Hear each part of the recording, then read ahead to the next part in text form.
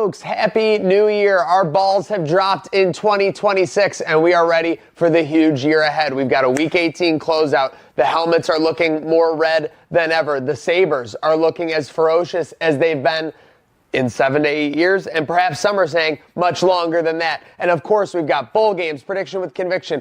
We've got all kinds of other entertainment to catch up on, Pop Culture Corner, and more. Let's go. We all need a place where we can be ourselves, somewhere you can leave all your worries on the shelf. And whether you win or lose, you can count on me, and I can count on you. You know the train never stops. This train never stops. You know the train never stops. This train never stops. You know the train never stops. This train never stops. You know the train never stops. You know the train never stops. Folks, welcome on in on Trainwreck today, the first Trainwreck today of 2026, first Friday of 2026. Welcome on in, whether you're in your cubicles, car, or just hanging at home to open up this year. Thank you for bringing us in. Myself, Maniac. I got Slick in the seat. What do you got, 6? 5-1, episode 5-1. Episode 51, Tequila Spikes, Brian Campbell. And of course, we got Don on the ones and twos. It's a very special day. You know why? Talk to us. It's Dreamboat's birthday. There we go. Happy birthday, Happy birthday, Dreamboat. DP. Dubs in the chat. Yep, 29 officially. 29 Yeah. officially. Yeah. Shout out DB. Never looked better. Big dinner Or tonight. farming. Yeah. I guess my puzzle piece is never connected there. Where are we going? I don't want to dox you. Should I tell the people? I might get mobbed, but yeah, got a nice little dinner res with the lady at Trattoria Roma on Bryant, one of my favorite spots. There you go. Yeah. You are a connoisseur of the cuisine. I of might course. have 2 extra seats because I just got word from my mother that she might not be able to swing it now. Well, that didn't even So- get a breaking news graphic. Your mom Yeah. not coming to the birthday dinner? I'm a little in shock, so that's why it didn't get a breaking news. No. I don't want I'm to sorry, dude. highlight it too much and break her Listen, heart. just like any and storyline, expose we're going to her. let this play out over the Yeah. next hour. There's Maybe still a lot things of are going to change. time. Listen, we got plenty of time. It's all right. And I got friends. We got I friends. think. Speaking of which, we got Alec putting up with us in the saddle. Huge thank you, everyone, tuning in. Trainwreck Sports, Heard of Buffalo. Let's get into it. We got some Friday positivity. We got Don's birthday. Happy 29. New Year's time off recap. What a week. What a week it was. Christmas and New Year's. Like, how was it for you? It's been a flurry. Feels like it's been a couple days. It's really been like a whole week. Obviously, holidays continue after Christmas. New Year's was good. Had a good time. Was down at 500 with the Honey Boys. Put on a great show. Patrick's Rooftop XYZ bar as well. Rung in the new year with his 10th Sabres win in a row. And then some more partying. Yeah. Mine was pretty low key. As you saw from the last show, I was in Burlington. I got a nice little spot that had a nice little like jacuzzi hot tub deal inside. So, rolled up the TV, was just soaking, drinking red wine, taking it easy. New Year's Eve, I ended up watching the Nashville. I never really watch like those shows like Ring in the New Year's with us, but I was inside and all the games ended. Put on the Nashville New Year's show, and it was pretty enjoyable just listening to country music as We've become big Andy people in our household. Anderson Cooper and the Andy Cohen one is pretty culture by now for us. With your whole Vermont trip now being in the rear view, what would you rate it 1 to 10? 9.5. Whoa! Yeah, it was very nice. It was like it was different. I'm getting like birthday today, getting a little older, get a little more mature. Instead of like rage and hardcore, we just had some nice dinners, went out to a bar afterwards. Both nights were like back at the place by like 7:30. I love that. Like, yeah, crazy. Slick is looking. He's like, Slick's who is face, this guy? Slick's face is making movements I've never seen it make. I'm concerned for my friend over there. You're concerned for the longevity of your luxury? Yeah, the longevity of me being able to hang out with you guys past like 10 p.m. Yeah. Well, I mean, because you're like already You'll down get for the there. count. the door is always open. It's just, will I be hanging out? This is true. I still stayed up till like 2 a.m. New Year's Eve. It was There just in you the go, comfort of my own place. So. I think Made some up money like- New Year's Eve too. I gather. Yeah. Ooh, okay. We always like Sabres, that. baby. And then, yes, we had some nice time off. Hope you had nice time off as well. Seems like everyone has these 2 days off, and then it's kind of back to normal on the 5th next week. So we'll treat it like that. Huge weekend ahead, though. And speaking of time off, rest, obviously the massive storyline besides the red helmets, which we've had on the set all season long, has been what's going to happen with Josh this weekend. Seems like a consensus is it's going to be one play and then out. But have you guys seen the conspiracies? Well, Have you? yeah, and I kind of like buy him a little bit. McDermott is like, he's good to go. They're prepping. And he's talking about all these guys that are still going to play. But then you got the Bills social team posting practice photos, and the only QB featured is Mitch Trubisky. Only QB Mitch Trubisky. There's no QB3. So Yeah. it's like if like Mitch Trubisky, like I don't want to say, for our guy, but like, this is like live rounds out there. Something could happen. Like obviously we would be in an interesting situation. The other thing, which is a hybrid of it all, he's at 39 touchdowns on the year. My intern sold me. Oh.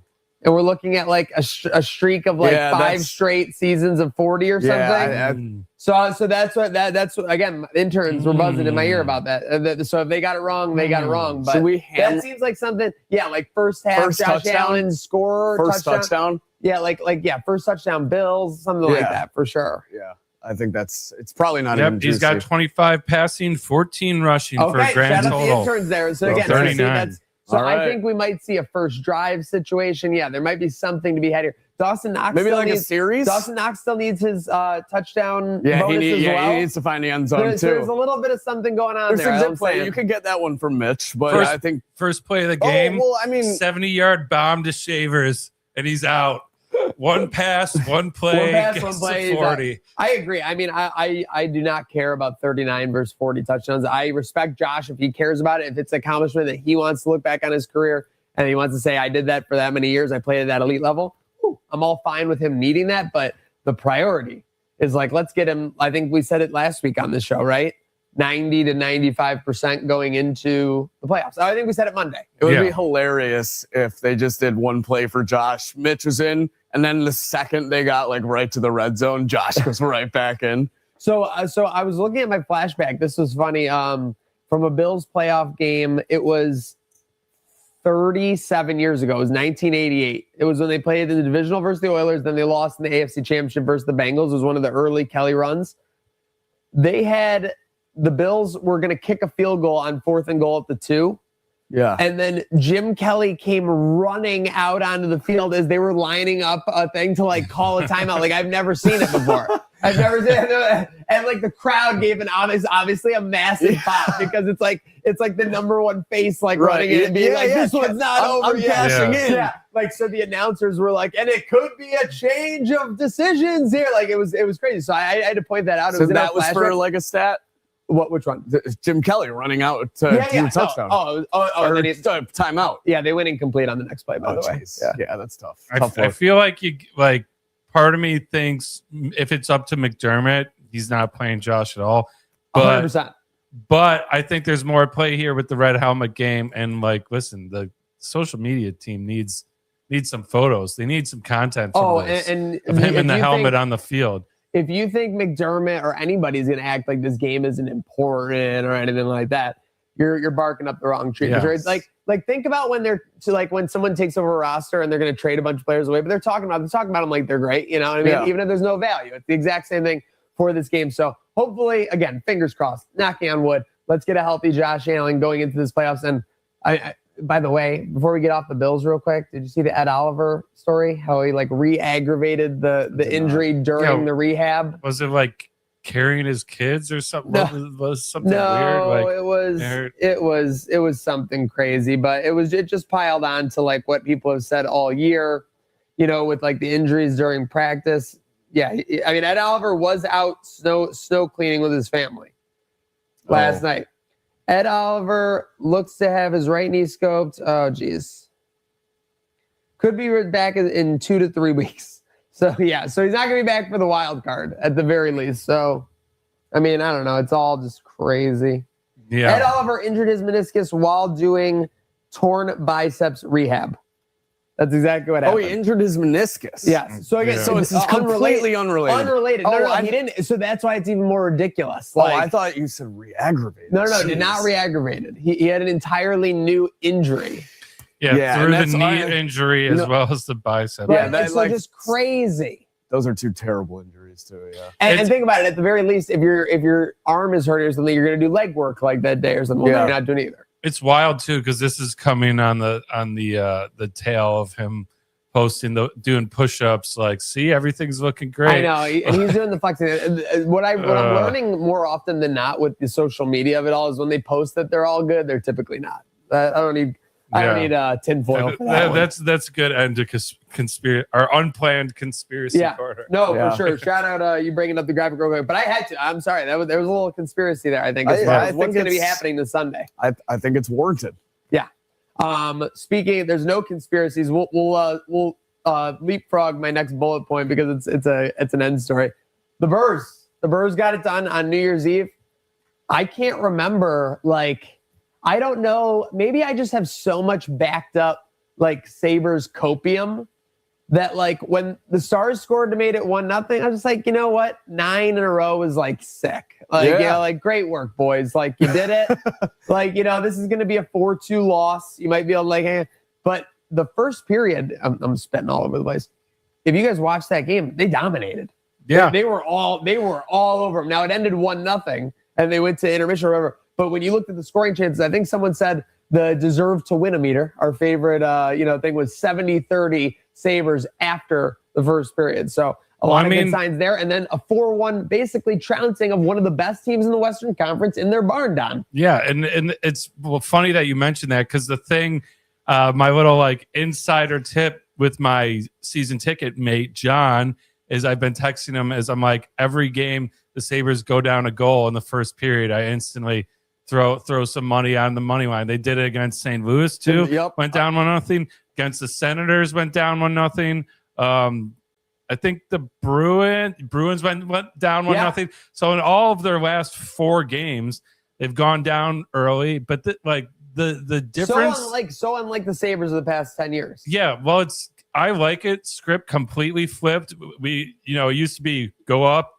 Bet, fade the Sabres in the second period. They're going to collapse in the third. Complete opposite. This team, it didn't even take till the second or third to take over. Like you said, we look great. UPL looked great. He made a lot of key saves. But this is a game where, like you said, we didn't just escape against a good team. This is a team that's 25-9-7. They're in second in the Central. And the Western Conference it doesn't have nearly as much parity as the Eastern Conference right now. A lot of domination. So this is a good team. We went into their barn and just ran the table. They'd probably be in first in the West too if it wasn't for Colorado. Also, by the way, Stars fans in that barn looked disgusting. Yeah, they didn't like what they were seeing. By the way, it was lit. How about Greenway catching a bird? Yeah. What? Yeah, a fan was telling him he was number 1. And no, but the thing I loved was that typically the broadcast will cut away right away when it happened. They stuck with it for a solid 4 to 6 seconds. I'm sorry. We live in a world where we need to see that. We need to see that players are getting jeered, players are getting razzed on. I think they got good cameramen in Dallas. If you remember, notoriously in the playoffs, they had a certain someone behind their bench that got a lot of camera time. Yeah, for no reason in particular. 2 reasons in particular. True. For sure. Did you see this? The fan? No, I did not see this. I got to show this. I was in a blur. He blows me. Unbelievable out there doing a great job for this team. Sabres up 2-1. Polling for Stars in Dallas is Kiss. Greenway is just staring him I down. love how he points at him before giving the bird. Dude, you're making direct eye contact with him. Yeah. It's pretty funny. Yeah, listen, I love UPL when he gets 59 plus minutes of shutout time. That was him. The UPL has been him the last month or so. By the way, we now have 2 goalies with above 900 save percentages and below 2.9 goals against average. Watch out, boys. We got a stable. Oh yeah. I mean, like you said, they score the first 20, 15 seconds. UPL never looks back, plays awesome. Again, too, like we're up 4-1. They don't even have the goalie pulled, and we have guys blocking shots in the last minute or two. Dude. Like that was just so much guts, so much heart. Love to see it. Tage, huge game. Do you guys buy that this is really Kevin gone, or it's just like finally kind of clicking for these guys and the timing's more coincidental? I have no idea. I'm not a sympathizer. I just have a hard time believing like they're all of a sudden that's the difference is that No, this guy... I totally agree. My mom even asked me this after I told my parents Sabres won 10 in a row. She said, is it really that much of a game changer to the locker room when a GM gets fired?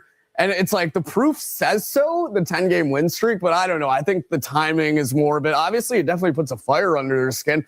You don't know what Jarmo may have done. He might have come in there the second that they got Kevin out of the helm, and he might have said, like, all right, boys, like, now this is how I want the team. This is how I believe in you guys. I'm going to set this up. I really don't know. I think the roster was, I mean, remember the first 3 games win streak was on the road with Kevin. Yeah. So the first 3 games of it were with him. But I think it's a mix of where they had the talent, but they just needed to change something for the vibes. And, you know, sometimes something like that can change. I think it was a mix of that. The words that Jarmo said gets them hyped up and believes in themselves. And even Terry being around more, you know, because he famously like started showing up to practices when Jarmo came in. So I think it's kind of a combination of a bunch of things where like it was already there. I will say I saw a really good meme where it was like Buffalo Sabres making the playoffs with the roster Kevin put together, and it's Shooter McGavin going, "That's my jacket, that's my jacket," and then everyone, and then he takes off with it, and everyone, that was a really good meme. I think that was Sneaky Joe on WGR who made that for sure. Yeah, right. No, that was good content. Again, I just, you know, I'm not a sympathizer. I supported Kevin early in his reign. I thought he did a great job bringing in like I know that it didn't pan out, but when he brought in Taylor Hall, Eric Stahl, like around Eichel, Reinhart, like I thought for sure that we were going to get to the playoffs. Those guys did not pan out at all. I mean, the Doan trade. The Doan Paterka like, trade. Again, they were like Paterka. Norris. Getting rid of Cousins we did. Like, yeah, like there were some good moves made. But what about when we absolutely fleeced the Flyers for Ristolainen? We got like a first-round pick. Yeah. Like, and I still like how the Eichel trade panned out with Tuck. Again, the things that play in the Eichel trade, it's like it feels like it was so beyond the GM. When he came in, he basically had to trade Eichel. Like that was the first thing he was told he had to do. And like that's been the complaint. We trade him. We trade Reinhart. Listen, like I was really reflecting after this win about Buffalo hockey through the years and what it is. And other than like a McGillney or Perreault, like. Yeah, Briere and Drury were great players, but they weren't like, you know, top 5 goal or top 10 goal scorers before they came into Buffalo. Buffalo, the success we've had and has always been young guys, gritty guys playing above their ability and playing as a unit. And I like how this team has been giving Oslin more responsibility, giving our young guys, hey, go out and prove yourself. The guys that are hungry are getting the ice time, and it's really paying off for us. And then you have a couple vets like Tage and Dahlin that also want to prove themselves because they've never been to the playoffs. It's just kind of a perfect mixture right now, and it's the type of hockey that Lindy likes playing. He likes bringing up these young players that have grit, that like want to make some noise, that aren't just gonna get the ice time and get the, and again, I know we have Power too. He's a first pick, but it's really the younger guys from later rounds that I think are doing a great job. Gacy talked about it yesterday on the show. Our 4th line is tearing it up. Yeah, again, some of these younger guys. That's the trademark of the Lindy Ruff hockey, right? Is you're rolling 3 to 4. The cheat code out of the lockout was that we had Briere and Drury, who, like you said, they weren't elite goal scorers, but they were pretty, like, they were upper echelon centers. Yeah. So then we had 2 great centers on the top 2 lines. Then you have the cheat code of of Fenneganov, Vanek, Roy on your third line, who are all way better skill players than the guys they're going to play on their line. That's what we're getting right now when we get matchups with your Oslins. That's when we get matchups that take advantage of that. And as a result, some of these young guys too, Don, they're carrying a lot of weight. They look like seasoned vets. They're disciplined, poised. They put their head down, go to work. They don't get down on themselves if they go down 1 goal in these games. Just something about the poise, discipline. And the 10-game win streak. I want to talk the 10-game win streak of it all, because in 2018 it happened and everyone was like, it's so different. The thing to me about that streak was that not only were there a couple of games where like they were down in the third, like there was definitely one where they were down 2 in the third with 10 minutes to go at home. I think it was versus Vancouver. I don't know if that was like the 8th or 9th game or something. But from the Josh Norris, it felt like when Josh Norris blocked those shots against the Bruins, I think it was. Yep.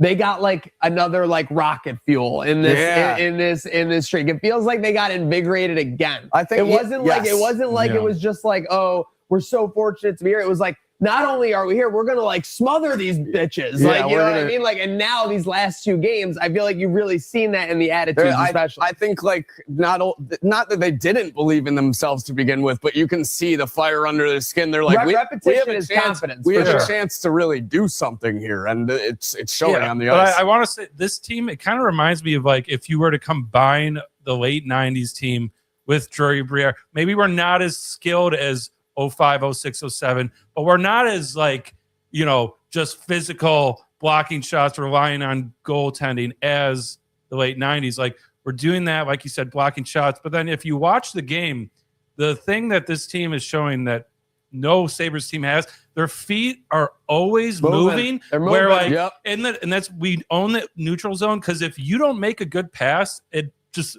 finds our guys stick like all the time. And then as soon as it happens, everyone curls, cuts up the ice. You have like behind the back passes and drop passes used to be like a highlight reel. It's just a staple. You're getting every game. Like they turn it over in the neutral zone. We're off to the races.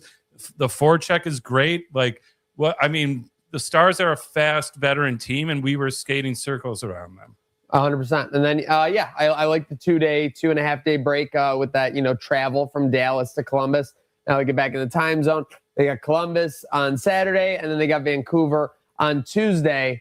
Before we put a pin in it, do they get to 12? I think it's right there if they want it. These are 2 teams that you really should. Do you have a little number for us?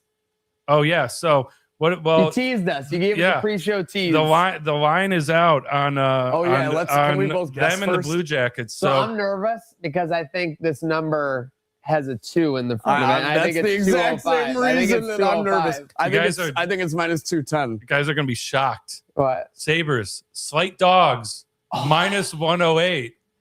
Vegas is better. They're saying no way do they keep winning. Yeah, no, we might have to crush Vegas on that one. So this is going to sound really stupid. On Polymarket. But if you get 11, you're going to get 12. Going back to KeyBank Center after this huge road stretch on an 11-game win streak, you're getting that 12th with a sold-out barn.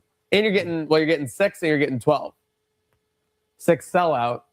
I see what you're doing. You like that? Yeah. Pete Gwelly, call us anytime, buddy. We're here. And don't forget those gold ring sponsors. Yeah, I mean, honestly, if we win 20 games in a row, I'm tearing down the gold ring sponsors. How are you going to get up there? I'll climb it. Well, okay, clip that because that's the second promise he's made. Because there's another.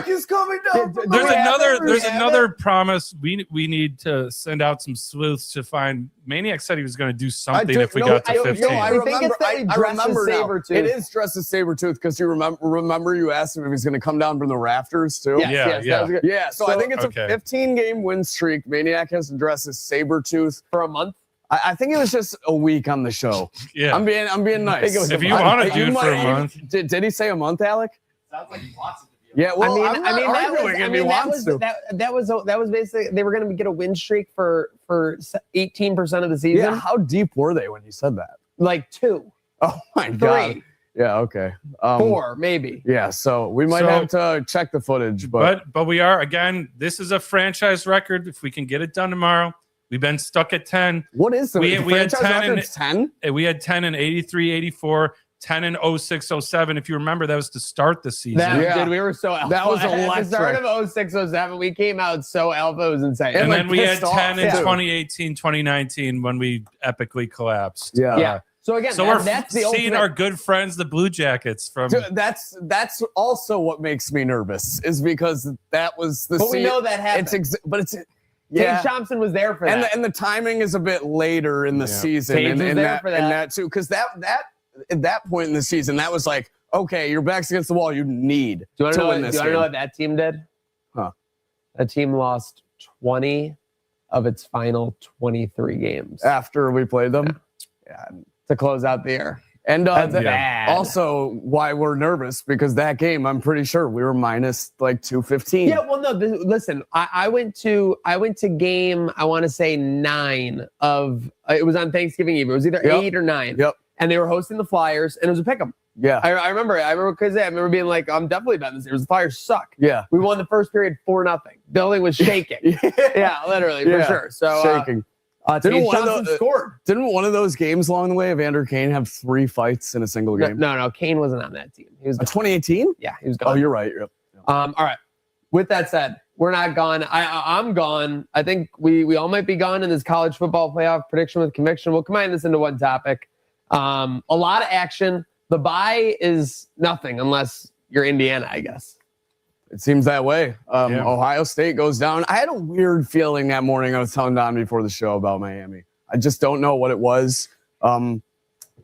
Completely different Miami It team. started at 9.5 and got all the way down to like 7 at game time. That's crazy. movement for a football yeah, game. and I so what made me feel differently is, again, like Miami versus A&M, they didn't look, super great. They came out with the win, but I did see someone that morning posted a clip of Nick Saban, and he's pretty smart when it comes to college football, though I may not be his biggest fan.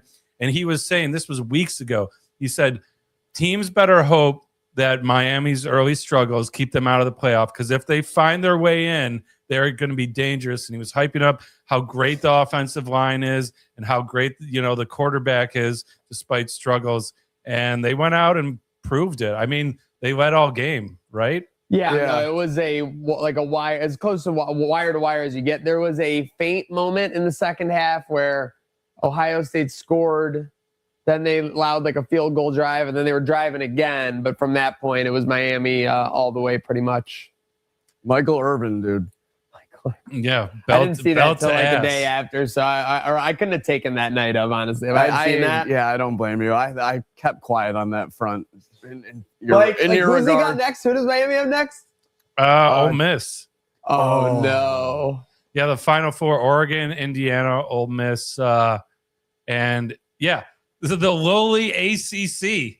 Now in the Final Four. Who would have saw this coming? The team that didn't even Michael Irvin win is their going own belt to championship. ass over the entire country. Texas A&M, OSU, and then down to And down wasn't to Ole the Miss. game yesterday in Pasadena?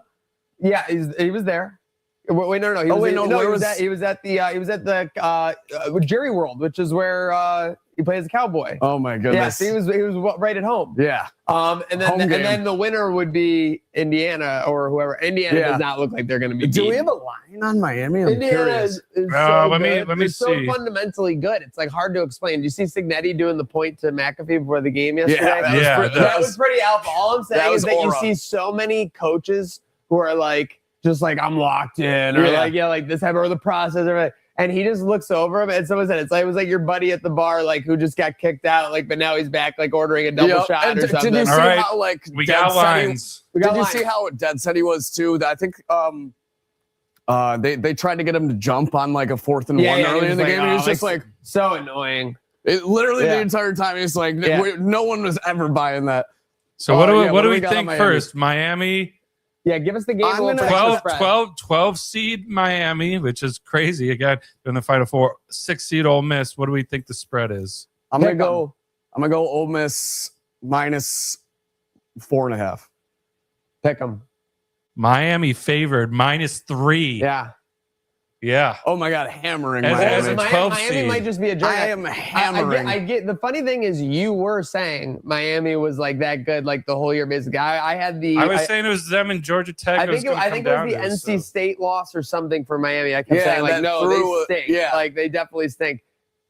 Like there's just no doubting the way they're playing right now. They absolutely smothered A&M. They go and they smother OSU. Like how are they not going to smother Ole Miss? It was just kind of like Chambliss was kind of already running for his life against like Georgia yesterday. Yeah, like it's going to be the same thing against Miami.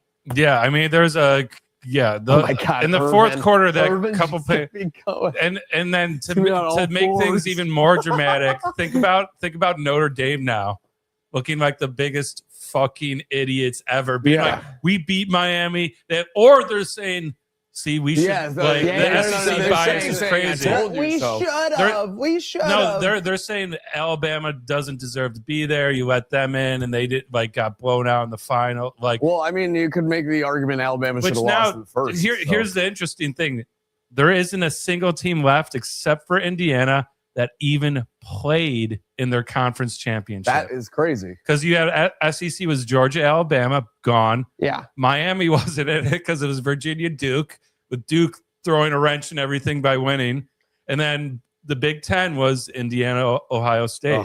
Who did Ole Miss play in the first round? Tulane. Okay. I love that. I love NIL money. Yeah, I mean, I will say NIL's made it a lot more exciting. The college football playoff is exciting. Yeah, just because the bye teams lose, like that doesn't make it like a bad tournament. You were saying that last year that was like that was the exact case. The teams with the byes shot all the way. Well, it's not just a bye. No, they didn't. They all lost last year. Oh. So now they've all lost again this year, except for Indiana. Oh, that's teams are literally 1 and 7. You were counter arguing. That's bye teams are now 1 and 7 in the college football playoff era. Well, it's not just like a bye like in the NFL. It's like a 3-week break. You get really stagnant. Because the games are so spread out. Because what was the first round? It was like December 19th. Oh, yeah. And you could wait 12 days to play round 2. Slates, though. I got to be honest. The slates are way better than the old bowl schedule. All right, so what do we think of Oregon, Indiana line? Okay, Oregon, Indiana. This is where it gets crazy. Indiana has looked amazing. But Oregon is going to be out for blood. Dan Lanning is crazy. So I think it's only going to be like Indiana minus 2.5, even though Indiana's looked like the biggest world beaters of all time. I was going to say Indiana minus 3, but it could be higher. You're pretty much there, minus 4.5 for Indiana, so which I think is a fair line, like you said. But no one's complaining. I mean, Oregon, what was the score when they played? A 4-point game? Oregon, Indiana. Yeah, they played this year. I think so. Let's see. It was we have to dig through. I think they played each other early in the year. I'll get it. What's the next game? Yeah, it was 30-20. 30-20. Indiana it might have been a Oregon's touchdown or something. It was a close game. Yeah. They all right, so that's 4.5. We got Miami. I think we might be looking at like a Miami.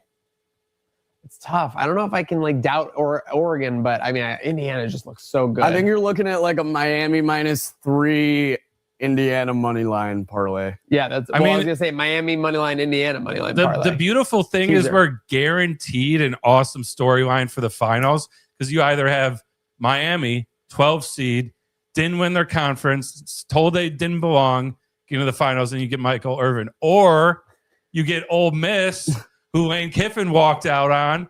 So you get one of these teams playing in the finals. Lane Kiffin. How's Lane Kiffin feeling this morning? Is he happy? He's been tweeting through Kopi and basically cheering them on, being like, "Yeah, I'm all about them," while also like hyping up, like posting pictures. I feel like I've seen him posting pictures of just like random hallway pictures in LSU. Yeah. Like, dude, what are we doing? Like, and media is so bad. He's already doing hot yoga in Louisiana what's up with the hot too. Yoga also? I don't know, man. It's like the hot yoga is like a secret signal from him. It's like weird. I don't know. I don't really trust a guy that it's for the ladies. By the way, did you see he made an appearance with LSU's #1 yesterday? Him and Mulkey. No. Mulkey brought him out and gave him the Rock John Cena or the Rock Roman Reigns. Yes. Oh my God. Yeah. She was doing the point the whole way. They had hand in hand. I thought you were going to say Libby Dunn. Yeah. Oh no, that would be something. Yeah. That would really get him over for sure. Wait, is I think the portal just opened today. the transfer Oh wow! portal. Imagine like I'm half pretty Ole Miss No, rosters on the people way. were making their intentions known, though. Oh, right? Yeah, but like Ole- officially open. Ole I Miss think. would be By the way, hilarious. Indiana, don't forget about our guy DeFlo, Big Dub. This Yeah. is his team. That Hosier's. struck me He out of bleeds nowhere. red. I Yeah. had no idea. Him His smoking a his cigar. Yeah, that looked like a blunt, by the way. His Colt season completely fell apart over the last 6 weeks, and he just rides right into the championship semifinals with Indiana. Must be nice. Must be nice. Must be nice to be DeFlo. Ole Miss getting there would be so funny with Lane Kiffin, but I'm sorry. I just need to see Michael Irvin belt to ass on national television in the college football national championship. Belt to ass is so funny because like I'm sorry, like just to be told, it was like something that was kind of left in like the 1970s at like earliest or most recently. And now he's like bringing it back as like a mainstream thing. That's Yeah, on I TV. think the like so versus like making little like strides towards making it, he just goes all the way 10 out of 10 on it. I just can't every time when it'll be like, all right, Miami third and long, here we go, and then they'll pan to the sideline and Michael Irvin is on all fours like a dog.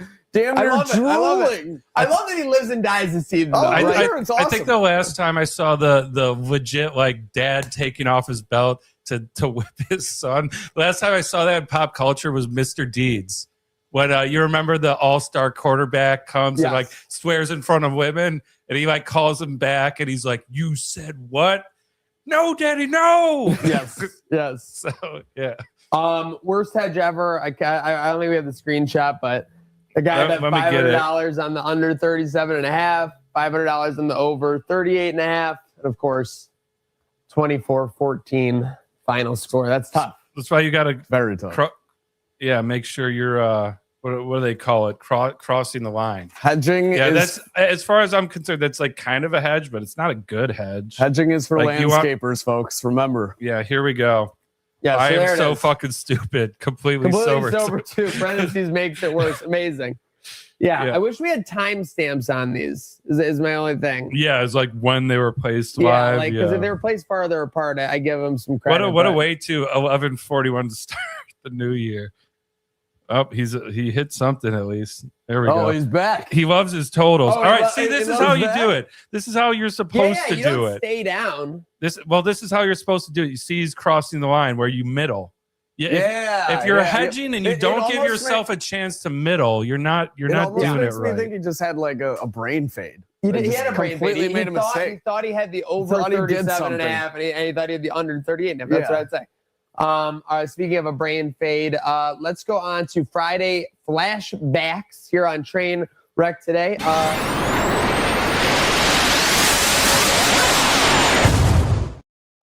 Whoa, I almost got zapped in there. It's the new intro. Yeah, really. I'm dizzy. We're styling in 2026. I think we had it last week too. Tough losses, unfortunately. 2010, you had a terrible one with Brian Brom where he threw 3 picks, lost 38-7 to Mark Brunell and the Jets. They weren't even playing Mark Sanchez the whole game. Tough loss in 99 in the playoffs in Miami. A young maniac was at a bowling alley for his friend's birthday party in New Jersey. Wow. Watching this game. Very early. Yeah. Flutie leads him all the way downfield. Flutie sacked, forced fumble, or rushing fumble inside the 10 with like less than a minute to go. He was probably going for that. Oh, I mean, the pylon. dog only knows one way. Yeah. So, yeah, had that one. But most infamously of all, in 2004, lost to the Steelers. I remember backups. this. Yeah, that was. James Harrison, Willie Parker. Willie Parker has the longest run in Super Bowl history. Yep. James Harrison had legendary career, legitimately, in Pittsburgh. But that day, lost 29-24 to the Steelers, would have got them into the playoffs. The little-known fact that everybody forgets, so ESPN power rankings were like a big deal back in the time. Some would argue they're still a big deal now. Yeah. Yeah, they would. Where do you think the ESPN power rankings had the 2004 Bills going into Week 17? As far as teams in the league, they were 9-6. They had just won 6 games in a row. I feel like they had them in the top 4 of their conference. Like, Because I remember this loss shocked everybody. Not just it was Buffalo. a culture shock for sure. 6th. 6th. Really? Yeah. Okay. So, Wait, so 6 of massive- all 6 NFL. out of the Okay. entire NFL. So massive respect. Like, I think that's on the cusp of Yeah, you're going that's to going to crazy. the conference championship game. Is this Like- when we had Willis McGahee? Yes, this is Yeah, Willis McGahee's yeah. rookie year. I do. One of my most distinct memories is my dad melting down. When we drafted him. No, on this game. And like a bunch of people were over and people were melting down. And there's one phrase that rings true in my head. Oh, no. They're like, these guys just lost to fucking semi-truck drivers. Talking about their that is backups. amazing. Like- Semi-truck and drivers. There was one play, I can tell you, it was in the second half. It's hard to describe, but Drew Bledsoe had a knack where he would throw an interception that would be thrown as hard as possible directly in the defender's chest, like right at him. And he did it, and it was on a screen pass or something, and Harrison was right there. And Harrison just had it. He was just off to the races. And like that was a massive like score. I forget. I think that put them up in the game. The Bills had a pick 6 from Nate Clements that put them up. Like that was a back and forth game. Like imagine the Ralph was shaking. Yeah. Hadn't made the playoffs in 3 years at that point. Like the drought wasn't that long. All to leave that game very sad. But yeah, devastating. Sabres flashbacks 2020. We had a 3-2 win over the Oilers. Eichel with the game-winning goal from Reinhart. You were feeling good at this point, still a little bit. Yeah, the hope was there. This was the beginning of the Kruger era, where he started out 9-1-2 as a coach, which everyone forgets. Yeah. Again, everyone can have a good stretch. So There's a good reason we forget about that. for sure. But that Soccer 99, coach. we had a 7-1 win over Calgary. So 99, we were just beginning our Stanley Cup Finals run. Yeah, the team that But it was that Dwayne we always Olsen that allude got to. it done that day. 30 of 31 saves. Wow. Wait, 7-1 win over Calgary. Sheesh. Sheesh indeed. And then wrestling, what do we got? Angle and 9-9. Cena first blood match. Yeah, so I put this in angle taps, but Cena wins. It didn't say how. Obviously, it's a first blood match, so angle tapping. I was hoping maybe you'd remember this match that you're familiar with. What? Do you remember that match at all? Angle and Cena first blood match. So Cena wins the match because Angle bleeds first, but it didn't say like how at all. Yeah. It just went from Angle taps, but Cena No, wins. I mean, to be honest, this was But that's probably Cena's first feud, right? Like, Cena's first feud was absolutely with Angle. Yeah. And Brock Lesnar. but earlier than that. Yeah. They started way Much earlier. earlier, Cena debuted, I want to say like 2002. Yeah, that checks out. Yeah, for sure. So that would have been in the same time Ruthless as Angle Lesnar aggression. too. Yep. How can we forget? Yeah. We got the Great Muta. Got a lot going on. So shout out that. A lot of famous faces making their time known on this Friday. So shout out to Flashback Friday. Listen, we're going to need some performances during this playoff run.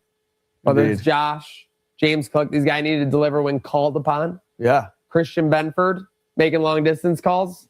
But now's not a time to make calls. It's not a time to send messages. Now is a time for some FaceTime.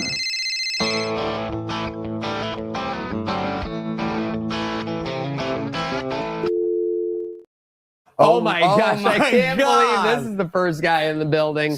I guess that's also another surprise. Thank you, Keon, for coming on and taking the time.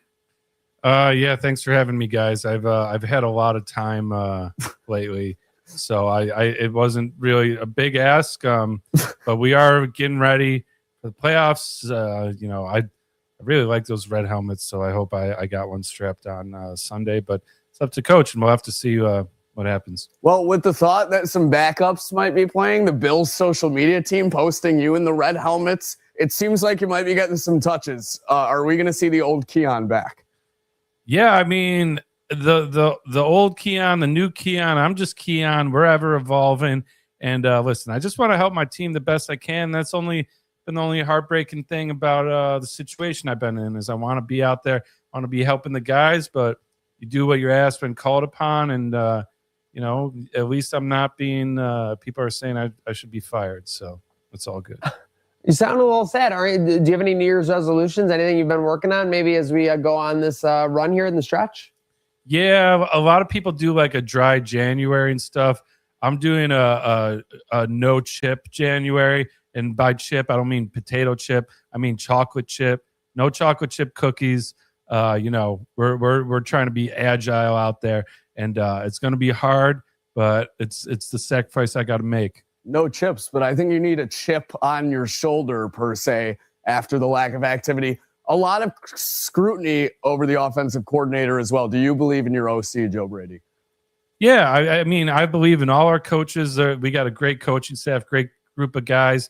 But you know, like I'd love to get out there and show what I can do. If we want, everyone's been saying these screens are a little dry, So get me out there, and I can jump up and catch the ball. Just give me a chance. What have you been working on while you work your way back into the game day lineup? Yeah, what are you attacking on a daily basis? I've been working on knowing the plays, because there's been some film out there that says I'm running the wrong route, on the wrong play. That's not true. It's not exactly true. I don't want to get into it, but I'm working on the mental part right now. Ooh. Oh, okay. Yeah. We're locking it down. All right, we'll let you. Yeah, we'll let you take some time for the mental part. Yeah. Thanks for popping in, Keon. Appreciate you. Thanks for coming on FaceTime. Yeah, thanks, Thank you. guys. Bye. Oh, wait. Who do we got? Who else is Oh, here? okay. Well, Oh, okay, speak same of building. the devil. Yeah. Joe, how's it going? How was your Christmas? How was your New Year's? How was time with the family? How we feeling? What's up, guys? New Year's is good. Was in the film room till 4 a.m. Haven't seen the family much. Obviously, getting ready for Week 18. Taking a lot of fire lately, so trying to get things right, get this offense back on the same page. Joe, what goes through your mind when you see a 3rd and 8 screen go for 4 yards? I think let's run it back. Khalil's bound to get it at some point. He'll find a hole. He's Khalil Shakir. He's the perfect 10. He'll break for 50 at some point. If we just keep running it, how are they going to guess when we run it next? Exactly, because we run it every single time. Yeah, so I have this app on my phone. It tracks my screen time. Do you have something that tracks that for you? Like in the game, how many times we're running it? Because this has been the main complaint is the screen time on our offense is a little high. So after every practice where we also run the wide receiver bubble screen 8 times in a row, me and Khalil sit down together in the film room and we go through his health app and we look at his step count. Where that step count is at on that practice day, that's where we want to be at on game day in terms of screen time. So yes, Don, you could say that we have a way of monitoring that.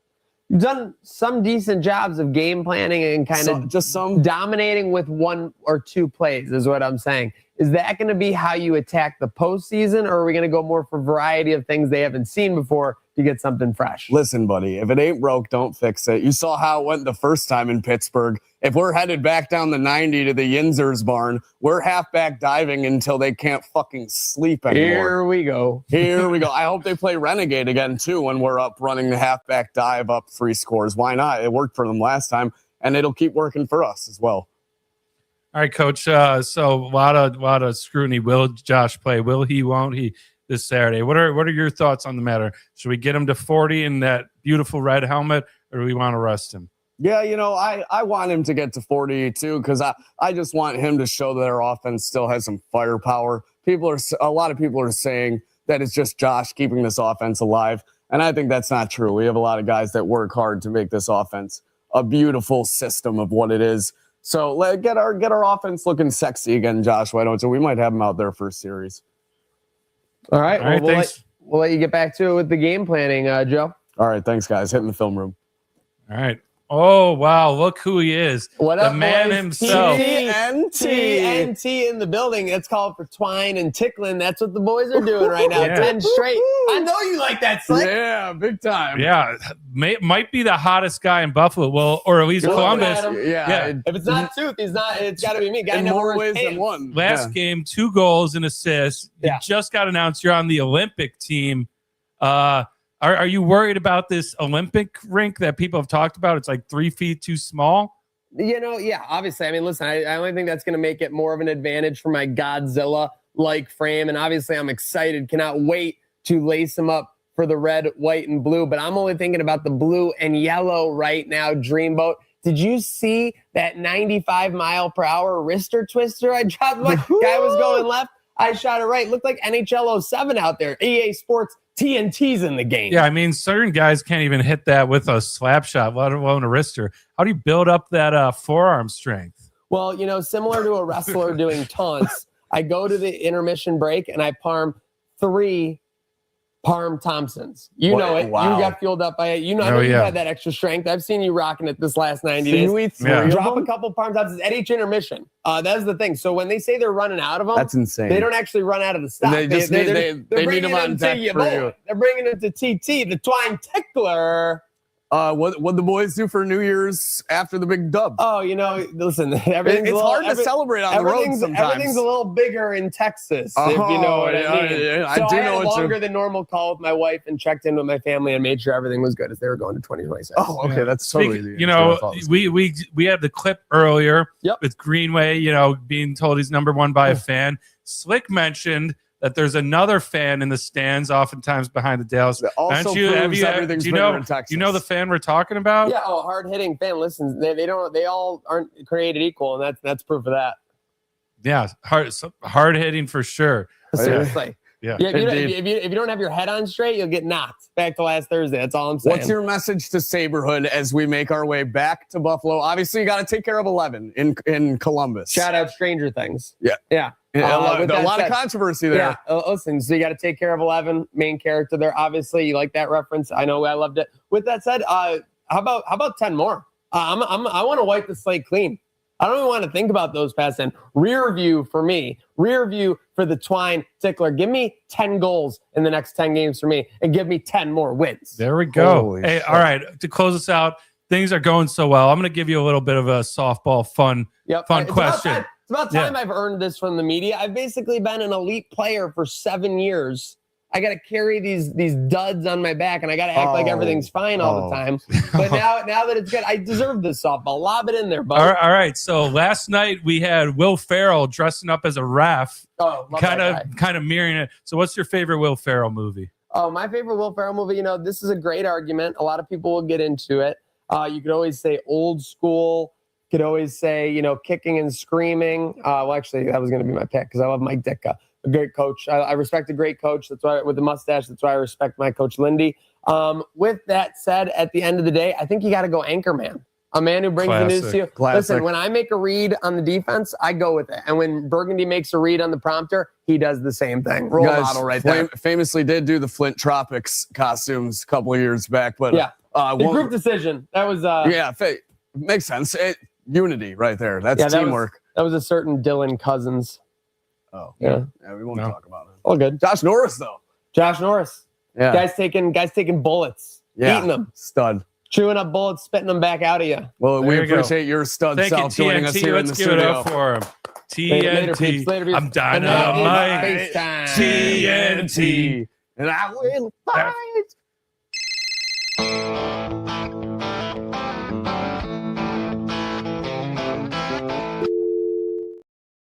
Alrighty, folks. It has been a great jump back into the wild of it on Trainwreck today here, 51. If you missed our best of episode, make sure you check it out. Herd of Buffalo, Trainwreck Sports. 3 hours of clips put together by our guy Dreamboats. Clap it up for him. A lot of great work there. A lot of great work by everyone. Birthday boat. Birthday boat.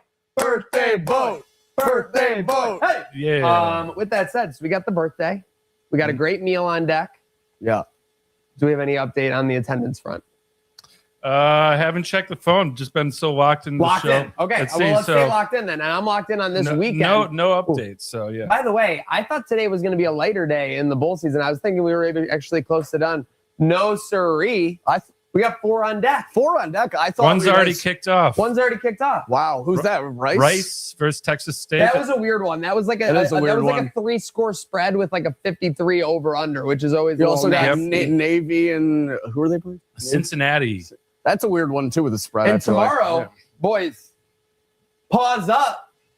Meow Mix will be playing for potentially their playoff lives. Oh my God! Yeah, Saturday game. Saturday. Oh yeah. What do we got? Saturday. Who do they play? The Saints? No, the Bucks. So if they win, they're in no matter what. Now here's the thing: they can lose and still be in. The Bucks, that's right. Yeah, because the Bucks need the Falcons to lose to the Saints. Yeah, the Bucks can win and still not make it. The Falcons losing was supposed to be, or losing 2. Was supposed to be an easy thing because the Falcons were playing who did they play last week? The Rams. And that was supposed to be a layup. Rams drop a dud. Lock it in Liz. All of a sudden, lock it in Liz. Yeah, Taking crazy. everyone's money. Taking everybody's monty. But yeah, we have a lot of sports this weekend. That's Friday night SmackDown. Then we have Saturday. The NFC West comes down to that, right? Seahawks 49ers. Yep. So The division Oh, comes. yeah, wow. So 2 divisions on the table. Divisional Saturday. duels. That's got me looking on the bright side for this upcoming weekend.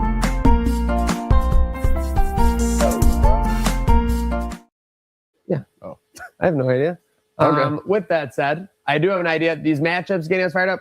I mean, but how can you not be looking on the bright side? You're going to get the red helmets, and you're going to get potentially some continuing Sabres winning hockey. Feels like we're back in the 90s. That's got me looking on the bright side. One of the best decades of all time. Select what's got you looking on the bright side for this weekend. Uh-oh. You know what that was? Extreme? That was a layup. Oh, yeah. Hey, I'm going to take the layup. TSE signing tonight with some of the Buffalo Bandits. They'll be in action tomorrow as well, welcoming back our old friends in Chase Fraser, Chris Kluche. Right side, though, tonight, Friday Night SmackDown is in town. Maniac and I'll be there after the TSE signing. Come say hi. All right, yeah. So my bright side of this weekend, it is also a layup. It is the last game day tailgate at the old stadium. It is going to take a miracle for us to get a home playoff game. I'm not holding my breath. I'm thinking about the good times. I might get a little misty on Sunday, thinking about all the good times, but it's the end of an era. But anytime a chapter ends, another one begins. So a lot to be excited about. While they what's it going to look like next year with this game day tailgate? It's really exciting stuff. I want to give Maddie, John, everyone over there. Yeah, I mean, big thank you for amazing times since we've been partners.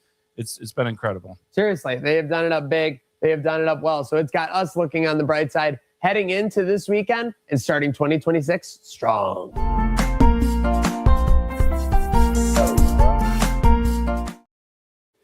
Folks, don't forget, obviously there will be lots of stuff to crash out about this upcoming year and most certainly, likely, this upcoming week. So make sure you're crashing out on our line, not crashing out online, 716-226-6263.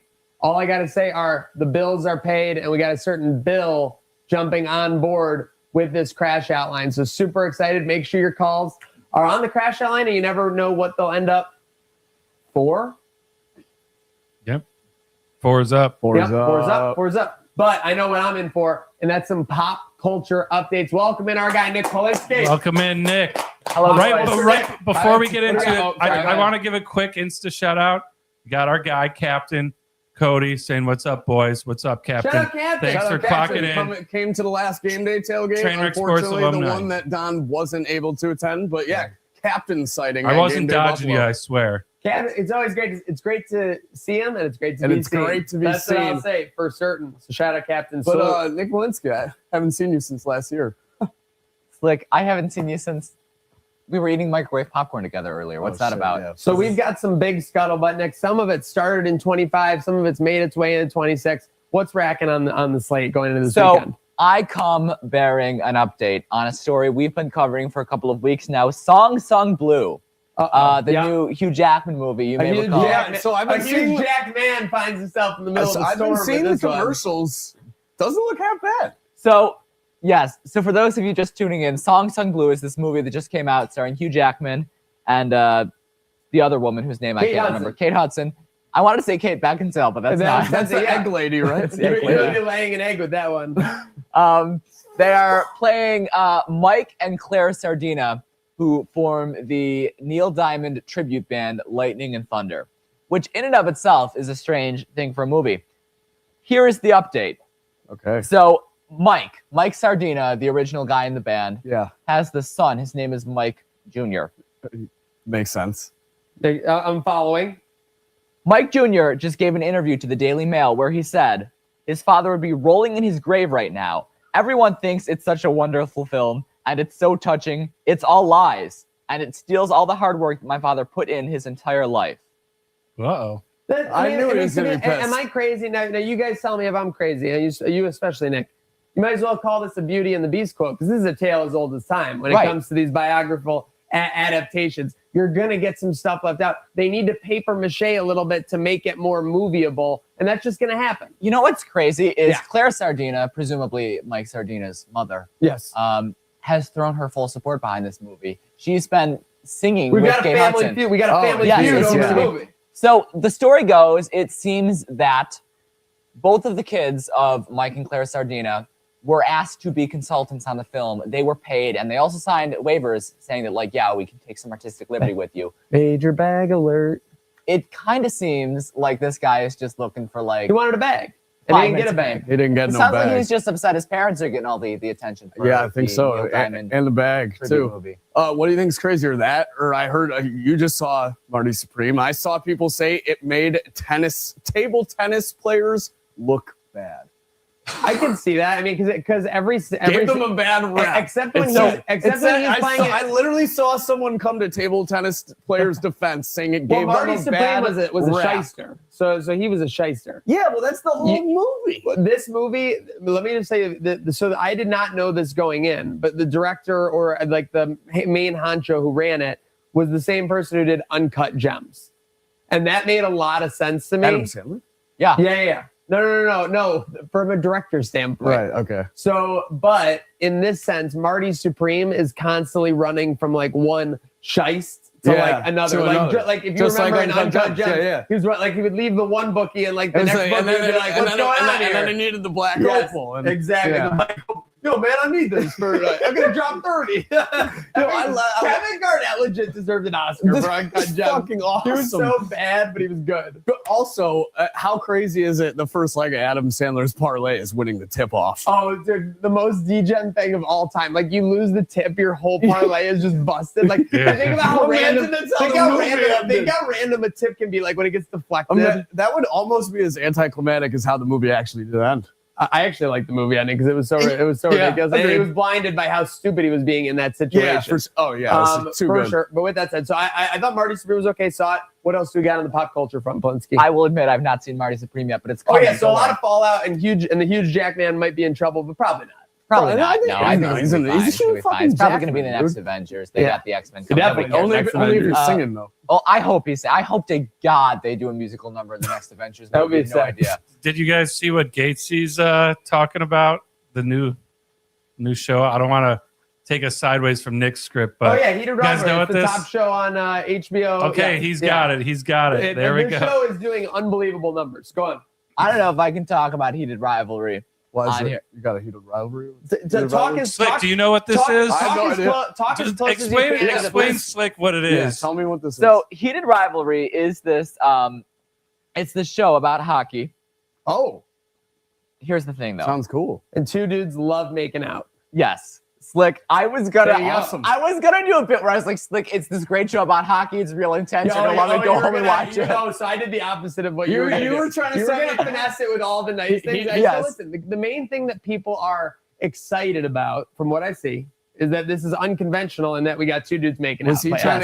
he trying to get a Scott Van Pelt reaction out of me? Just Yeah, then? he was. He Yeah. was. I was gonna be like, Slick, it's so great. What do we got? We got love. People are saying that might have been one of the greatest saves in broadcast Because he was history. clearly going to, what are we doing? Yeah, and then yeah. he's like, what do we got? We got love. We got love. We got true love. Awesome. Yeah. Slick, That was amazing. No, I was gonna be like, Slick, they got this great, intense, heartwarming show about Where is hockey. this show at? Heated Rivalry. Like, is first season out? Is it still streaming? Yes, First season. First What's going on? season. First yeah. season's out, First, HBO Max. whole first season's out. Okay, I got to catch up on this one. Once I'm all the way caught up on Stranger Things, which now I'm at We're the gonna middle of talk season about. 4. Oh, you made it that far. Oh, last I Crushed checked in it. with you was season 2. So Listen, all I'm right. a man of my word. When I say I'm going to watch season 1 by the Bengals game, I do it by 3 weeks later. That's fair. All right, we're gonna circle back to Stranger Things because I got one more story before we Okay. talk about that. Turn spoilers off. I understand we were talking about Tom Brady earlier on the show. Oh yeah, Yeah, Tommy B yeah, well, found his way back. I mentioned that you had some news on that. Someone else we've covered quite a bit on the show due to her run on Dancing with the Stars, Alex Earl. These two were apparently seen on New Year's Eve I saw the photo. huddling up at St. Mark's Club. So there's a video that seemed to be, enjoying the music, and Alex is, get this, leaning in to whisper something to Tom Brady while caressing his back. The back caressing was crazy. Right. I mean, like You only I'm back sorry, caress someone like but this when you're willing to go to third base with them at least. What Right. woman like in that stratosphere isn't with Tom Brady I agree. right now? It's just weird because Like, it doesn't Alex surprise me Earl's at all. another celebrity. So you know how the world acts when two celebrities. Alex collide. Earl. 2 weeks ago it was Sydney Sweeney with Tom Brady, and now we're here. So. Now- Brady, Alex Earl, Brady like- might be low key on a run. Alex Earl just like went through a breakup too with Braxton Berrios. I don't know if that's something you care about. Me personally, not really. Now you know that Tom Brady is going through the rockiest part of his separation right Of now, right? course, yes. And that Giselle is literally getting married imminently to the jujitsu. Oh, they instructor. proposed. I do. Oh, she was ready to jump right onto this guy. Admittedly, this Which is speaks to how maybe Tom Brady was acting in the last couple of years. So going down to Florida, being by himself, basically. Throwing the Lombardi around. Yeah. Maybe put a little more care into the relationship. A little more care into the I love just that one image of Tom Brady in the locker room with his head in his hands after he lost the Super Bowl. It's like, this is it. Like he's him choosing between football and Giselle. Yeah. Tequila Tom. Tequila Tom. It's tough. Yeah, So- tequila's tequila. No, not to mention Alex Earl also at one point while Tom Brady was getting in the groove, turned backward to give him a sultry glance. So Yeah. A what? a sultry glance. It was about as PG-13 as an interaction could get. Right. It was Actually, probably PG, low key. I don't even know if that's PG. it's crazy stuff. Do we think there's something here, Alex and Tom Brady? 100%. But the question is it a flash in the pan or is it something over the long run? She just broke up with Braxton Berrios. This is Right. literally like This is like going from living in like a hovel on the side of the road to living in the mansion. If and it's not posted already, how long before the poly market fucking graphic I want to just hear what drops? Lockett. it is. It's I want to already hear. out. Yeah, it's already I want out to hear there. what Lockett and Liz has to say about whether or not this is going to be. Yeah, that would be long big. run. It's Yeah. crazy. Tom Brady is just about as old as her father, so Alex Earl's or Alex Liz? Earl's father, yeah. Yeah, Alex How well, old is Alex we've Earl? seen Patriots. 23? 20. I want to say older than that, like 7-ish. Okay. Oh, 25. 25. 25 and Brady's 46. Yeah. Watch Yeah. out, Tom. I'm coming. Well, Tom saw Bill and was like, "All right." No, someone I said see. he's still getting coached up. Like he can say he's not. He's, Wow. he's still taking lessons. Coach has been telling him all Yeah, about how yeah. nice it is. You're gonna All see right, him at an adult cheerleading event soon. Yeah, maybe. What else we got, Nick? So just one more thing I want to talk about. Stranger Things. Well, it's still hot. Zach, I want to know how you feel. I've only heard your thoughts up to season 2. Okay, I can give my summary of how I've gone. So the first season is quintessential great television. It's my favorite You've season. got the kids all together. There's the mystery. There's the big come up of 11. Hopper, great side character. Will Byers, great driving storyline like the whole time. And it's just very easy to kind of follow. There's not too many leaps that you're making or anything like that. Season 2, loved it, except for the fact that like it was kind of like another like let's run back like what we did in the first season. Like everything that worked in the first season, except for the fact that like 11 was now missing. A lot of the stuff introduced in season 2 does come back later in 5. So you're going to be. And this is where there was the first crack in the armor of Stranger Things, where you could tell this show came along during the nobody ever really dies era, where Yeah. you're constantly using this character died, and then like an Right. episode like no they didn't. So you got like Stranger a full Things- cash out of like the emotional like turmoil here. So no, let me keep going though real quick. Okay. So 2 I liked, and I was about to say that 2 was almost as good as 1, but the fact to me that they end with the Mind Flayer like still being like a massive thing, like felt a little empty to me. I feel like I would have felt a little robbed from season 2 Keep watching. in that regard. So I'm on to season 3, and we're on to what is even the monster in season 3? He's in the mall. It's so the monster, the overarching villain of Oh the no, episode, season 3 it's is the Mind flare. Flayer. It's So, the yes, flare. Yeah, The so flare's the sticking Flayer's around. fun. We're at Scoops Ahoy. I love Scoops Ahoy. Scoops Ahoy is a great storyline. The mall's a great storyline. Like the thing that this show really did well was that everyone loves the 80s. So they were like, Right. let's turn like all the 80s things like up to like Season like 3. 50. Season 3 feels to me like the first 2 seasons were like, yeah, this is set in the 80s. Season 3, they just went like all in on like the 80s vibe. The 80s And the smart thing they did about season 3 was that for season 1 and 2, they were like, where are the Russians? Where are the Russians? Where are the Russians? And there were never any Russians. Right. And they're like, you know what season 3 is going to be all about? Russians. The Russians. My mother Like- does not like that storyline. I think it gets a little balls to the wall in season 4, the Russian thing. I'm in season But- 4, and it's like there was a scene that just happened in season 4, and I'm like, this scene doesn't occur in Stranger Things. Like this is a scene for like What a was the cheap. scene? Spoiler alert for season 4 if you haven't seen. I know Stranger Things is a newer show. I'm just getting The into show it as just well. ended. I'm sure millions are getting into it since I'm getting into it as well. With that said, there's a scene where they're at the safe house and like the gunmen start attacking. Like, Yeah. Like the funny thing is when they're driving away in the pizza van and they're like loved you like secret agent like hero. Yes. Like that's like the kids like being like so innocent and stuff is the stuff that constantly makes the show. But yeah, the thing they did right with season 3 to me was they leaned all the way into the Russians. I like that. Now I'm in season 4, like 4 episodes in. Obviously, I already know. Oh, actually, I already got Yuri'd. They got Yuri'd. So the one Russian guard is now a prisoner, and we're trying to figure our way out of that. Yuri Prohaska. So to your point that no one ever dies in Stranger Things, it's been a trend that the main characters are all safe, with the exception of like Hopper died and then immediately came back. I got spoiled that someone who has had a funeral on the show is now coming back in season 5 as well, because I this is all that happened. I opened my Instagram For You page and it was a post that had one of those like pre-made graphics on the side. So-and-so's reaction to blank returning in Stranger Things. And I'm like, what the fuck? Like that. So they didn't even die? Like, does nobody die in the show? So Stranger Things has this habit death. I just want one death to be final because they're having. They do this thing where they introduce side characters, make you love them, and kill them. It happened in season 1 with Barb. Happened in season 2 with Bob. Happened in season 3 with Alexi. Happened in season 4 with I can't tell you who yet. Yeah. And it actually didn't happen in season 5, but I heard there's a lot of controversy. There is some controversy. People were hating. People were hating. So if Clayback's over there, he was talking sweet on Fortnite about season 5. I want to say this about Stranger Things before I get into any controversy. It is a show that's been running for 9 years. I binged the entire thing with my mother. It's been really cool to watch these children grow up and watch the series, the plot expand. I understand some of the gripes. I think some of the writing choices in season 5 were not some of the writing choices I would have made. I think there's a couple of plot holes left over that I can't spoil for you just yet.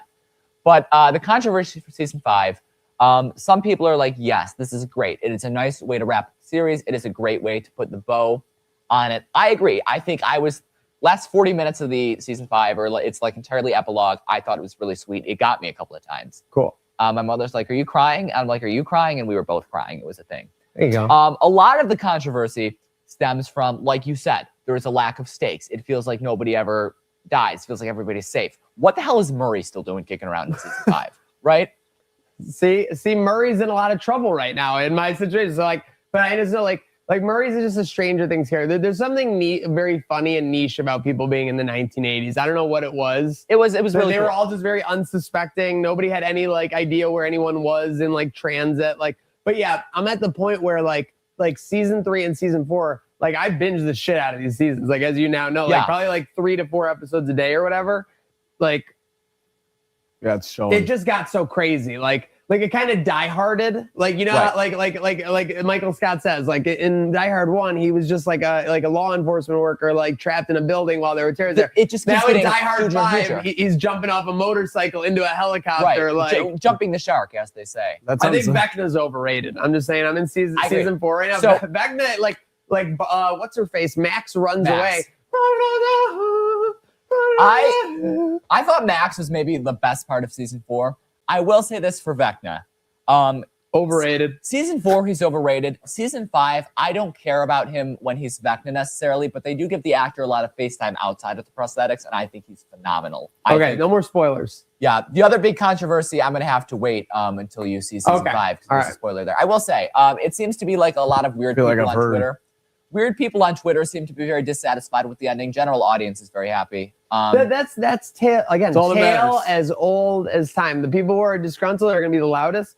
All the people who I liked are going to go, I liked it. Literally. That's it. People seem to be loving it. I went to the Lego store yesterday because they released this big. Everyone's getting on Stranger Things. So whether they did good or not, everyone wanted that. What's that thing that says in your Twitter bio? If you're right, like no one will tell you did anything right at all. Yeah, 100%. Yeah. That's the truth. So they just released this big Lego set for Stranger Things that I was very excited about. I don't know. Have you made it to the Creel house part of season 4 yet?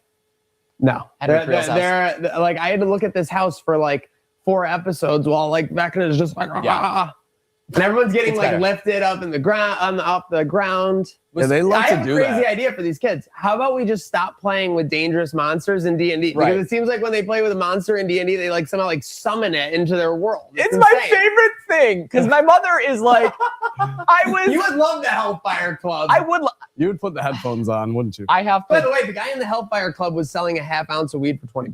That's What? crazy, The Eddie. 80s Eddie, were- yeah. Those are still makeup The prices. 80s were Yeah. simple. The 80s were simpler times, as they say. So my mother's like, yeah, I wasn't into the D&D thing at first. It got old, but they grew past it. And then it gets to the epilogue, and the kids are playing D&D, and she rolls her eyes. But it wrapped up nicely. There's also one scene in season 5 where don't spoil me. it's not a spoiler. It's just a Okay. funny little joke.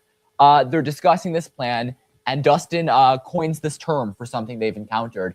And we're like, okay, why are we calling it that? And all of the kids are meeting like D&D. And at the same time, my mother rolls her eyes. Yeah. Hopper lets out just the most disappointed, Jesus Christ, I've ever heard. It was hysterical. That is hysterical. Who's the best character in Stranger Things? My answer, Hold on. I want to like write down my two so you don't think I'm just copying yours. my answer varies depending on the season. So season one. All right, so give me your overall. If you had to take two characters, you're like, you know what? I'm going to see more scenes with those characters. Folks, if you're just tuning in now, this is now a Stranger Things podcast. We have We've been into it for completely 5 minutes. We've been into it for 5 minutes. I've been tracking. One for So- every season. Jim Hopper Okay.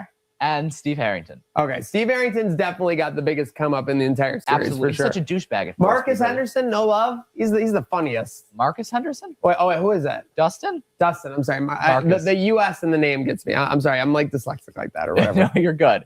I love Dustin. And Yeah, I he's love the funny. whole thing he's got going on with Steve. I love the season 2 arc. It was so Steve and Dustin could definitely get their own. I like side Steve. show. Absolutely. Yeah. I like Steve. Oh, Steve, the great thing is that they do the classic juxtaposition where in season 1 he's the biggest asshole. And Yes. right towards the end of season, you're like, you know, maybe this guy isn't like so bad. And then by season 2, he's just like doing all like the coolest It's like things. that and being one the dude, best it's guy. like that one dude in Jurassic then Park season movie. 3. Like Like Dustin, the guy that talks like he has no teeth. well, he Yeah. doesn't No, he have doesn't teeth. talk like he has no teeth. He has no teeth. Okay, It's there we literally a go. prominent storyline in the show. Okay. So Steve's such a cool, funny character to me, I though. thought his name because was Toothless the whole first season. It- technically was. yes, so season 1 they're bullying the kids. They're Yeah. calling Lucas Midnight because he's black. They're calling Dustin Toothless because he has no teeth. darkness. Is it And- bad? Is it bad that I laugh? I'm sorry. Like, No, like, it's- like, it's like funny. it's just how funny 1980s they're racism calling- was portrayed in the show. They're calling Mike Frogface for no fucking reason at all. I love Mike that. is a weird looking dude. I'm sorry. He can be as much a celebrity as he wants. An interesting looking guy. Weird look. I don't think I've seen Mike. Looking guy. He's also the kid in It, Finn Wolfhard. Oh yeah. Oh yeah. Yes. Yeah. Yes. Um, Oh wow, he had a run in the 2010s. Yeah, Steve's character is so funny to me though, because in season 1 he's like this popular cool guy, and then season 2 he starts hanging out with the kids, and then season 3 we meet him hanging out with Robin in the ice cream shop, and he's such a fucking loser. He's I kind love him. Steve is kind of the Theon Greyjoy of Stranger Things. I love him. He He's- starts as super pompous and he gets humbled. And it's like, yeah, and for some reason, his Riz meter, it declines so It hard from declines. season 1 to 3. I don't know if he's gonna make a comeback. It seems like he's trying to, but we'll see. You'll see. Yeah, you we'll will see. see. So We'll this see. is- Any final thoughts on Pop Culture Corner? That'll be it. Stranger Things. Last thing we have on Pop Culture Corner, Drake and Aiden Ross, you are getting sued over stake potentially funneling money through the tipping system to generate higher streaming numbers for Drake. Don, you pointed out Yeah. this is the pot calling the kettle Drake on this one. Yeah, I mean, he had that lawsuit he ended up losing to Spotify and I think one of the big like Universal Music Group. Yeah. Yeah, UMG, basically over them like botting or fake streaming, puffing up numbers for Kendrick. Now seems that he might be guilty of doing the same. This is interesting though, because like isn't this all happening on Twitch where you can supposedly buy subscribers? 100%. Oh, it's So, like, Twitch has I got the feel biggest like- racket of all time. Yeah. I feel like and probably good lawyers as well. Yeah, Twitch is I like, feel we're like- gonna buy you viewers as like a gift. yeah, Like, speaking so of good I feel lawyers, like there's- allegedly. Allegedly. I probably a loophole here. I don't know how far this goes, but what? Believe me, if Drake was doing something at a big say, I'm sure if he was suing people, he had his same lawyers making sure whatever he was doing was not like the easiest crime to like be charged with. For sure. and co-signing off on something that So then he co-signed. should be a crime. So this is another thing as we wrap down in Pop Culture Corner. You have any idea who Jason Love is? LUV. I don't. You have any idea who Adam 22 is? I don't. Okay. Okay. Well, they are wow. fighting at Brand Risk 12. Don. Yeah. Initial reaction to that news. Jason Love is the one that, Yes. interesting. I mean, Adam 22 clearly is going to do anything for the bag. If you know anything about his, what was it called? No Jumper. No Jumper. podcast. Like, I mean, he's having like straight up like gang murderers on his show. Allegedly. Yeah, he will do anything for the bag. That's for sure. And he let this guy fuck his wife on camera. But apparently he's been allowed to do that for a while. So you know, he dabbles in modern the industry himself. relationships, Modern businesses, modern relationships, only modern fans. businesses. So I mean, he can't lose this fight though. I don't see a way he yeah, wins it. I don't see a way he wins this. Yeah, I don't think he's gonna This win. is essentially like Superman versus Batman. And he's Batman. I think he has like a humiliation kink. It might be he has something. to. Like- You literally Yes. just said he's other dudes are boinking his wife. I'm Well, this straight, right? guy, this guy That's the he's thing. fighting did that. Yeah. You're kidding me. No, that's It was yeah, just no, this- Fighting the guy who boinked his wife. yeah, on a produced But event. like also for context, the guy that boinked his wife, like he signed off on that being Yeah, allowed. like, to I do that. gotta he's a figure porn. They're all porn They're all stars. porn so, stars. Yeah. So who are these guys? They're what? They're So the one dude So is they're like both heavily in the adult industry, So even the- though Adam 22 is like a mainstream podcast. Jason They're legit. Lumford is like a 6'7" black man porn star. okay.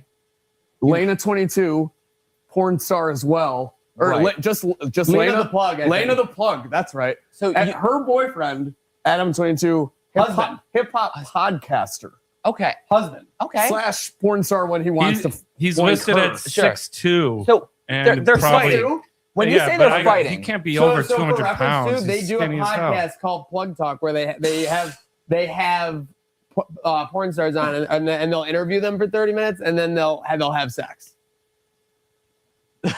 okay. No, you have to get like No, what we're saying isn't like foreign to these people. It's like it's the next progression for sure of like No, what they were doing. It makes sense to me. Yeah, So that's when what you I'm say saying. these guys are fighting, what do you mean they're fighting? It's not like Like it's they're going to be in a boxing. boxing match with gloves on, a referee, everything. Yeah, you know Where there is might be this? Where are they some. fighting?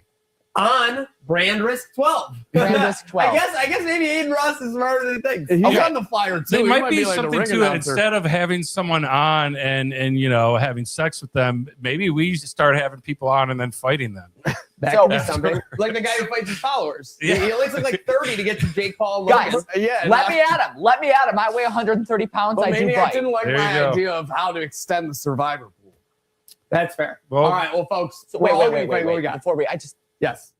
Reel us back in. so they're fighting each other. Yes. Yeah, They're not mad. What are they? Is it just they're fighting for gits and chickles, or is one of them mad? money. This is almost money, more about business at this cha-ching. point. Okay. To make money. It's like, hey, how can we make these people What's think the that next progression in the fact that you had sex with my wife and everyone knows it? I think these two beefy men, Yeah. after fighting One of each them's other, very beefy. One of them is like basically my stature. Twinkie. it might be like I think this might be a crime. that after fighting each other, no matter who wins or loses, these two guys should fuck one another. Okay. We have maxed out our I swear like- jar. I think that's the only thing left to do afterwards.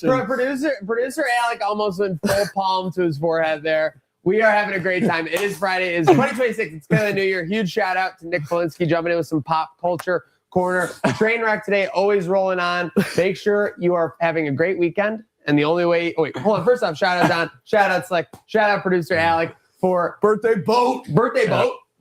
Birthday boat. All right.